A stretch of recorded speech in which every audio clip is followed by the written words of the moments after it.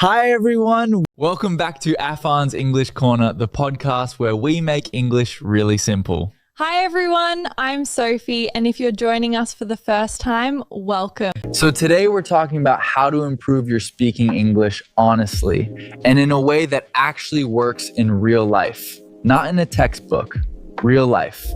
Let me ask you something. You've been studying English for what, 1 year, 2 years, maybe 5? Yeah. You know grammar rules. Yeah. You've memorized vocabulary lists. You can read an English article just fine. Yeah. But the moment someone says, hey, say something in English, your mind goes completely blank. Why does that happen? And more importantly, what if I told you the way you've been studying English is actually the reason you can't speak it? English learners keep on saying the same thing over and over. I study English every day, but I still can't speak. Yeah. And we sat down and thought, okay, we need to make the video, the one that actually explains what's going wrong and more importantly, what to actually do about it. Yeah. So we have 6 things we're going to walk through together. Yeah. And if you stay until the end, we've got something that genuinely changed the way you speak English. So grab your tea, grab your coffee, and let's get into it. Okay, Afan. Let's start with the elephant in the room. Why? Why is it that people can study English for years and still, not speak it? Right. See, I want to use an analogy here. I think everyone will relate to this. Have you ever watched someone on YouTube perfectly explain how to ride a bike? Oh yeah, I've seen those videos. A million of them. Perfect explanation, right? Lean forward, pedal, balance, brake gently, crystal clear. You understand every single word. Now, can you ride the bike? No way. Not from just watching a video, obviously. Exactly. And that's the whole problem. Most English learners are just watching the bike video over and over. They understand the language, they just haven't, actually gotten on the bike yet. Honestly, I think that's something I personally experienced too. I remember studying French back in school. I was great at the tests. Past tense, future tense, all of it. But then I went to Paris, and when someone actually asked me for directions, I just froze completely. Because knowing and doing, those are 2 completely different things. Speaking is a physical skill, Sophie. It's a habit. And habits are only built by doing, not by just staring at a textbook. So the mindset shift, and this is the first thing we really want you to take away from today, is this? Yes. Stop treating English like a subject. Start treating it like a sport. Think about it. You don't get good at football by just reading about football. You play. You make mistakes, you fall down, you get back up. Same thing here. And everything we're going to talk about today is built around that one idea. Use it. Don't just study it. All right, let's get into the actual techniques. We're starting with one that, I promise you, will feel super awkward at first. How awkward are we talking exactly? Very. But here's the thing. The more awkward it feels, the more you probably need it. Every morning, I want you to go to your mirror, bathroom, bedroom, whatever, and just talk to yourself. Out loud. In English. Now, before everyone clicks off the video thinking we've totally lost our minds, let's explain why this actually works. So, the biggest reason people freeze, it's not vocabulary. It's not grammar. It's this. They're terrified of being judged. They're scared of looking, stupid in front of someone else. And the mirror? It just removes that fear entirely. Exactly. There's nobody there to judge you. It's just you and your reflection. You can try things. You can make weird faces when you get a word wrong. You can laugh at yourself. You can restart a sentence 10 times if you want. And what you're actually doing, even if it feels a little silly, is training your mouth, your tongue, and your brain to produce those English sounds together. You're building muscle memory. Think of it like a rehearsal. Actors don't wait until opening night to speak their lines for the first time, right? They rehearse, alone, in front of mirrors. That's all you're doing. So, what do you actually say? Great question. Just start simple. What did I do today? What am I wearing? What do I see in this room? Describe your morning. Tell yourself a story. And over time, 2 weeks, maybe 3, something just shifts. The words start coming faster. The pauses get shorter. Your brain stops freezing because, well, it's been through this before. It knows the path now. Exactly. The mirror practice builds the path. Okay, next tip. Afan, this is one of my favorite things to talk about. I really think it's the main thing that separates people who speak fluently versus people who speak, well, slowly. What's the difference then? Translation. When most learners want to say something, they think in their first language, Urdu, Arabic, Spanish, whatever. Then they translate it into English in their head. Then they finally speak. And that whole process takes time.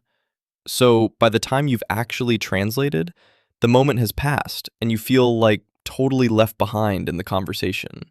Exactly. But fluent speakers, they skip the translation step completely. They just think in English from the start.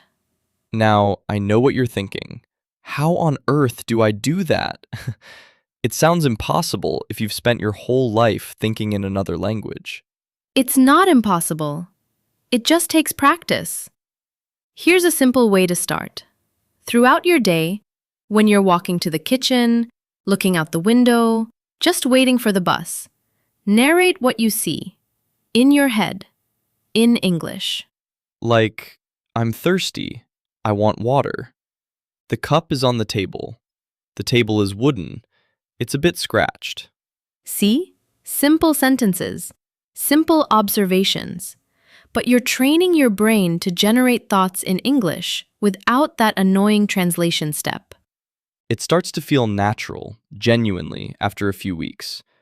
I tried this with Arabic. I'm not fluent, but I was learning. And I noticed that once I started, dreaming in Arabic occasionally, my speaking improved dramatically. Because your brain had finally accepted it as a thinking language, not just a subject you studied. That's the goal. Make English a language your brain lives in, not just a language it visits for homework. All right, tip 3. And this one is super underrated. Honestly, almost nobody talks about this. What is it? Read something in English. Something you can actually understand. Don't pick up a law textbook or something, and then put it down.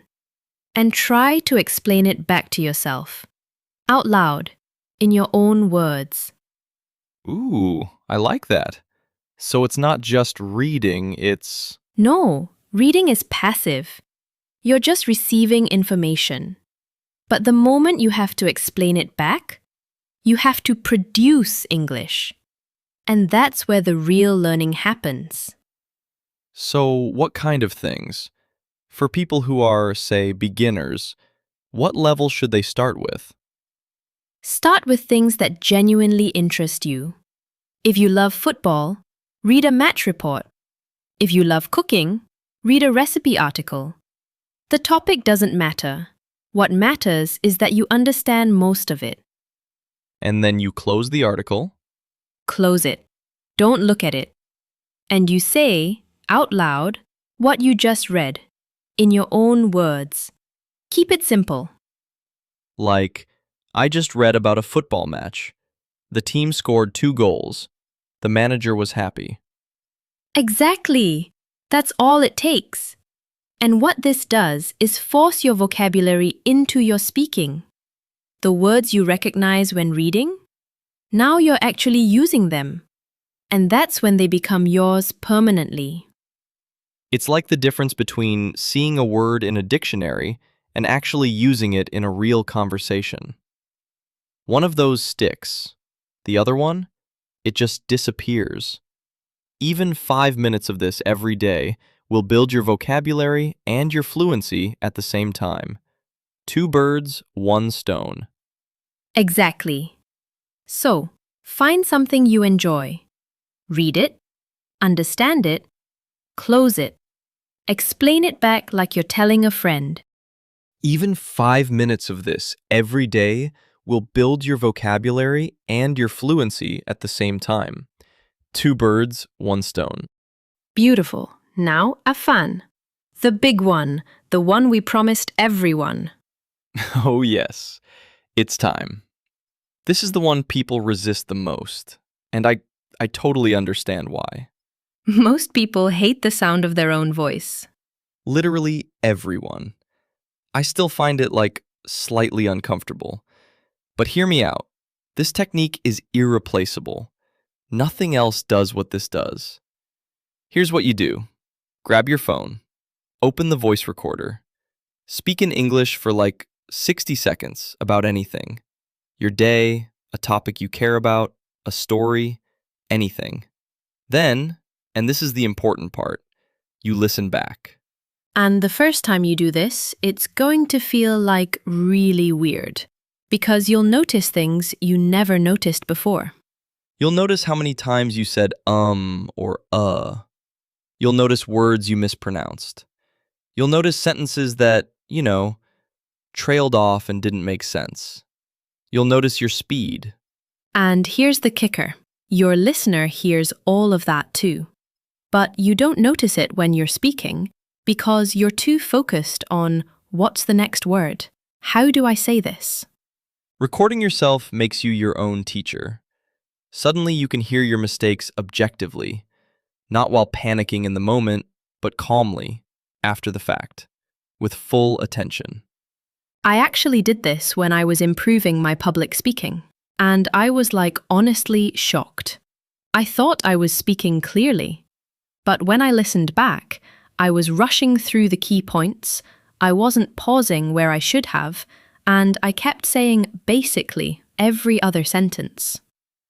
We all have that one filler word. And once I heard it, I couldn't unhear it. And I fixed it within a week because my brain was finally aware of it. That's the power. Awareness. You can't fix what you can't hear. Recording yourself is how you hear yourself the way the world hears you. So the process is record, listen, notice one thing you want to improve, record again, repeat. Not an hour. Not a big production. Just 60 seconds a day. Do it for 2 weeks and compare your first recording to your last. The difference will genuinely shock you. And if you want to level it up, watch yourself on video, full picture. Because your body language, your facial expressions, those are part of communication too. One step at a time, though. Start with audio. Build the habit first. Before we get to the final piece, I want to address something. Because no matter how many techniques we share, there's one thing that kills progress faster than anything else. Fear of making mistakes. Yes, and I want to tell you a story. When I first started speaking in a second language in public, I was at a dinner, I tried to say something funny, and I got the word completely wrong. Everyone just looked at me, confused. I wanted to disappear into the floor. Oh no, what did you do? I laughed. I just said, "That's not what I meant. Let me try again." And I tried again. And the second time, it landed. Everyone laughed with me. And that's the thing. The people around you are almost never as critical as the voice in your own head. Your inner critic is the real problem. Not the grammar mistake, not the accent. It's the inner critic that says, "Don't try, you'll embarrass yourself." Here's a reframe that really helped me. Every mistake you make in English is like proof that you were brave enough to try. The person who never makes mistakes? That's the person who never speaks.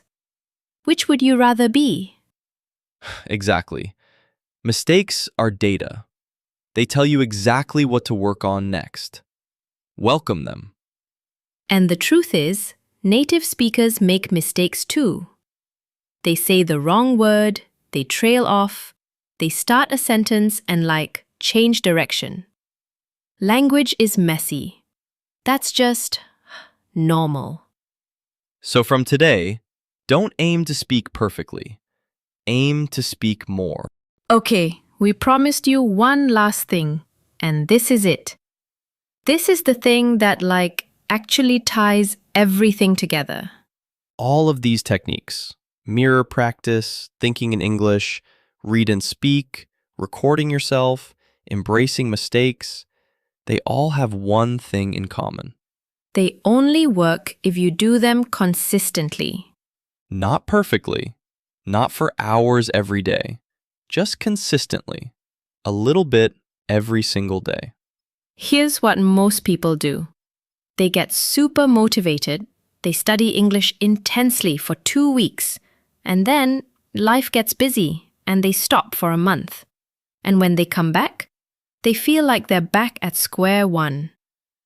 Versus the person who spends just 10 minutes a day, every day, for 3 months.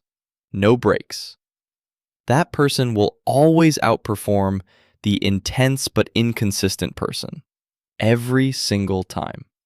10 minutes a day is more powerful than 3 hours once a week. Your brain needs repetition. It needs to see English every day to decide it's worth keeping. So here's our challenge to you.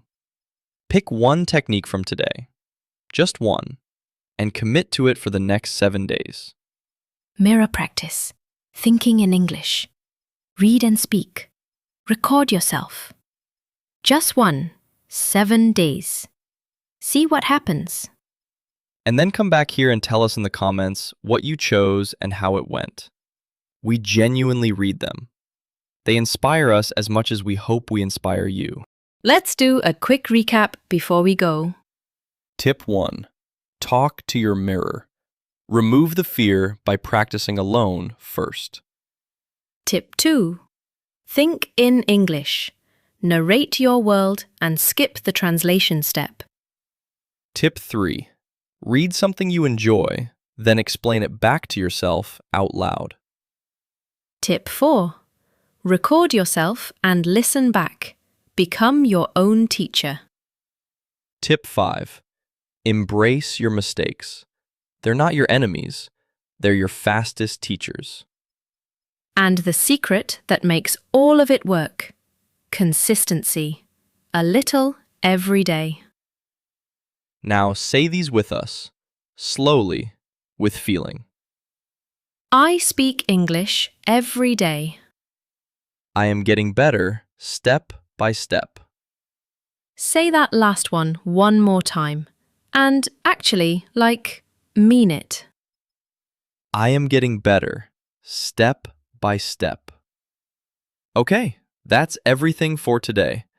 If this helped you, and we genuinely hope it did, hit that like button, subscribe if you haven't already, and share this with someone who's been struggling. You might just change their journey. And leave us a comment. What's the one thing from today you're going to try first? We really want to know. We'll see you in the next one. Keep going. You're closer than you think. With that said, thanks for watching, and until next time. Before leaving, don't forget to like, share, and subscribe to our channel. Bye everyone, and take care of yourselves.